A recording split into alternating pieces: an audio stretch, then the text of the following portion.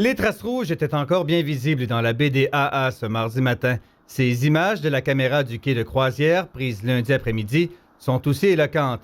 La présence avait été constatée sur le site de pêche blanche de Grande-Baie dès février. Les journées qui ventaient beaucoup, là, on observait ce phénomène-là. Moi, c'est la première année qu'on constate ça. Là. On voit tout ici alentour du terminal du port, là, toute la baie, la neige, c'est tout jaune orange à grandeur. Là. La ville de Saguenay a prévenu le ministère de l'Environnement qui a confirmé qu'il s'agissait bel et bien de bauxite.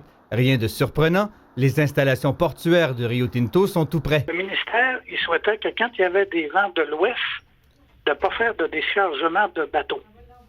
Maintenant, probablement qu'ils ont été pris au dépourvu. Si cette situation n'est pas fréquente sur la rivière Saguenay, les citoyens de la baie ont quand même observé le même phénomène ailleurs dans la ville, surtout sur l'avenue du Port. Au moins 50% plus élevé, là, j'ai jamais vu ça. Ça fait 12 ans que j'ai jamais vu ça autant orange que ça. Comme d'autres résidents de l'avenue du Port, David Lajoie a vu les conséquences de la bauxite sur sa maison. Parce que ça vient rouge, même ma porte d'entrée ici. Même la porte de porte, c'est toute, même nos fenêtres, c'est toute sale. Là. La poussière du minerai a coloré plusieurs bâtiments et aussi la neige. Les Canadiens, ils ont des mesures pour empêcher la poussière, dont des jets d'eau et des affaires comme ça.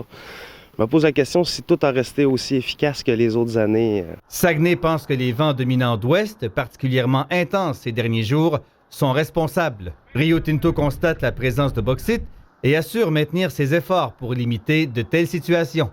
Jean Houle, TVA Nouvelles, Saguenay.